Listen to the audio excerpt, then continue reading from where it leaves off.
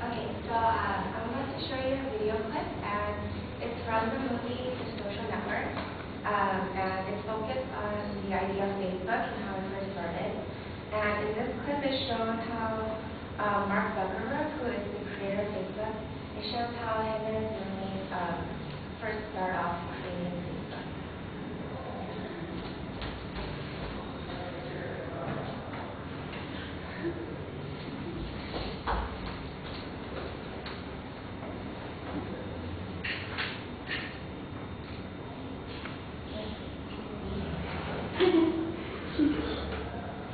Picture mute. Mark, alright, you want to split up? I think you know that. It's on your blog. Yeah, are you alright? I need you. I'm here. Now I need the algorithm used to rank chess players. Are you okay? We're ranking girls. You mean other students? Yeah. You think this is such a good idea? I need the algorithm. I need the algorithm. Do you think you go evaluate 1400 and then you can try girl A as a rating RA would be equal to rating RA? When these girls matched up with an expectation of which will win based on their current rating rank. Yeah. And those expectations are expressed in this way. That's right.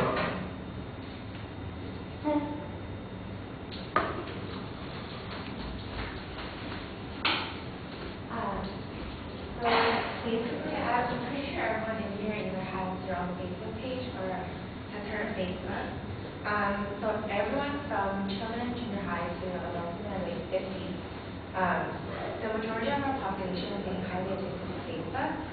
So what I want to talk about today is I want to outline for you the events as well as the legal issues that occurred in order to create the most popular social networking website, Facebook. So what I want to start off is talking about how Facebook first started.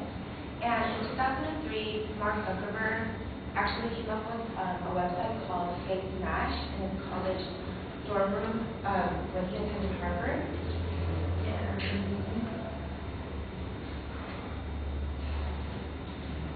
So this is Mark Zuckerberg on the right, and on the left is what Fake Smash used to look like.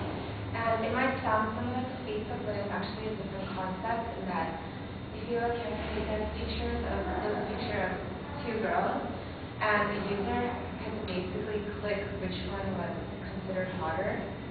And however, due to a lot of legal issues such as violation, he was forced to shut down Fake Smash because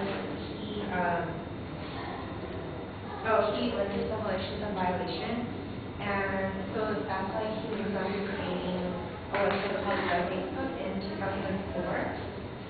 And this is what the Facebook looks like. It's kind of like the same thing as Facebook. It's just, it has a the in the front and it just looks a bit different. So basically, with the help of his roommates, Eduardo Sovereign, Dustin Moskowitz, Andrew McCullough, and Chris Hughes, they all went to Harvard together. And they started Facebook in their dorm room, basically. And then Facebook soon spread to other Ivy Leagues such as Stanford and Columbia. And then it ended up in Canada and the United States. And it became so popular that they started receiving outside help and a lot of investment. And that's when they changed the Facebook to just Facebook. However, the creation of Facebook stirred up a lot of legal issues. And the first one was from Aeri Informative.MPG, who actually built a site for Harvard students in 2003 called Universal Facebook. And he actually accused Zuckerberg for stealing a trademark from the term Facebook. Now, nothing big, anything ever came out of this, but this was a minor issue compared to the dispute between Zuckerberg, Tyler Winklevoss, and Divya Narendra. And what happened was basically 6 days after Facebook came out, the Winklevoss twins and Narendra accused Zuckerberg for misleading them to think that they were all going to create a website called Harvard Connection, which is basically the same thing as Facebook. It has the same theme. So he actually started working with these 3 Harvard students to create harbor connection, but then in the end, he decided to go in a different road and create Facebook on his own.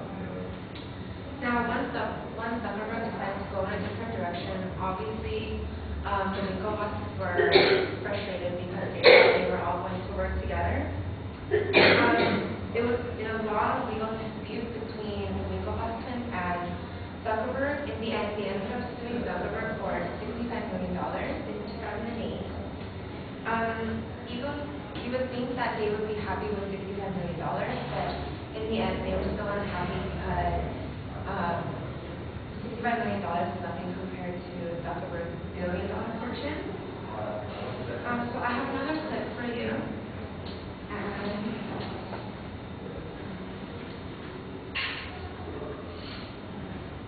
So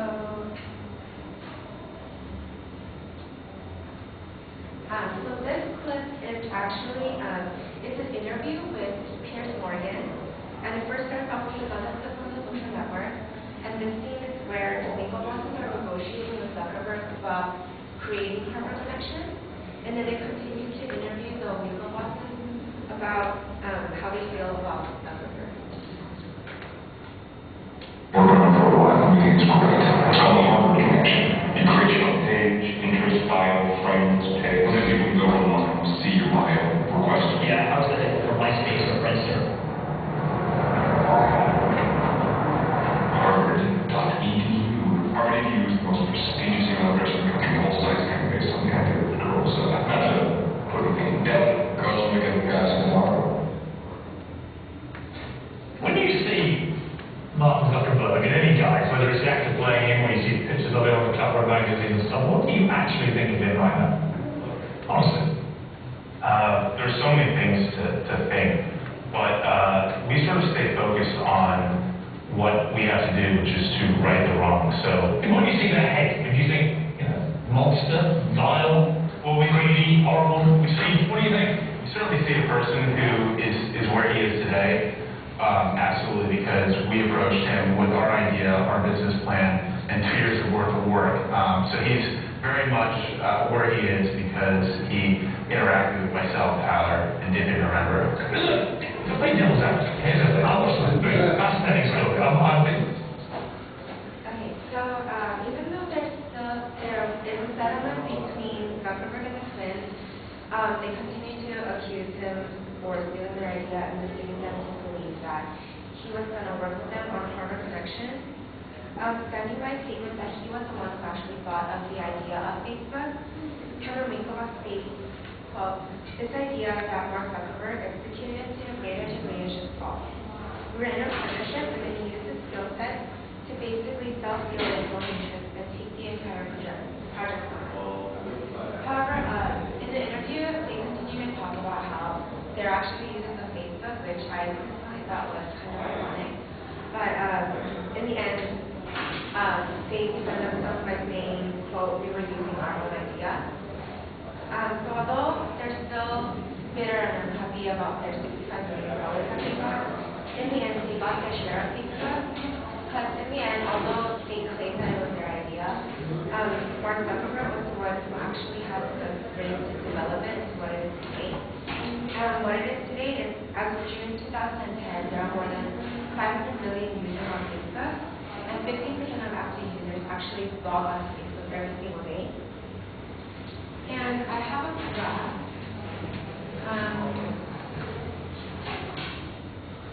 Basically, this graph shows how the popularity of Facebook in the United States alone in June 2010, and it is categorized by sex and age, and it starts out from ages 13 to 17 to ages 55 to 65. And as you can see, the most popular is ages 18 to 25 with over 18 million female users. And another statistic on Facebook actually shows that people actually spend 700 million minutes per month on Facebook. And Facebook also provides 900 million objects that people can interact with, such as pages, and over 30 billion pieces of content, such as blog notes, and photo albums. The main thing is that through Facebook, people all over the world are able to communicate. And so at only 26 years old, Mark Zuckerberg is currently worth $6.9 billion because of Facebook. So today I talked about how Facebook has started, the legal matters it has endured, and how it still remains the most popular social networking site. And as you can see, even though there are a lot of legal issues and legal arguments of scholars to legal process,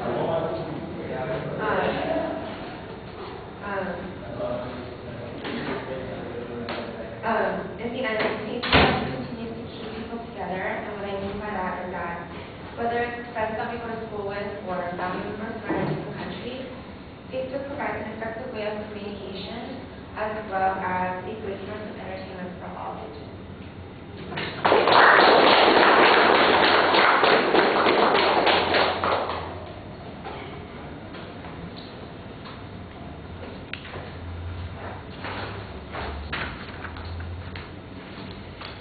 So Adam, tell us what you thought. Overall, I thought you did a really good job. Your topic was interesting. I think you did a good job of not reading off your cards. I didn't really understand the purpose of the first clip very much, but that could have just been me. I don't know. Overall, I thought your visuals were good. You did a good job of not paying attention to the noise in the hallway, because that was going on for a while. And yeah, you did a good job. You did a good job of being neutral in the argument too, not picking sides between the what was his name? Started with Z. Zuckerberg. Yeah, between saying whether he was right or wrong. Yeah, good job.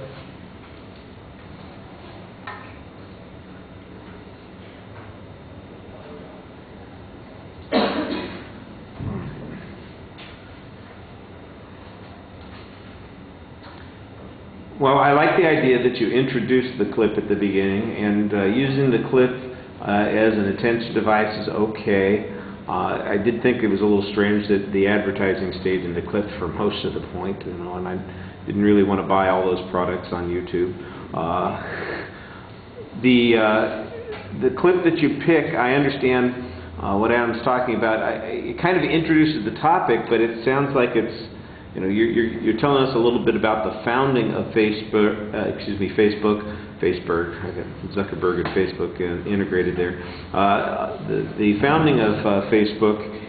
I thought that that had less to do with the subject that came later, which is the controversy, the legal issues, the disputes that are involved, and that there might very well have been that second clip that you showed, for instance, where he's interacting with the two twins.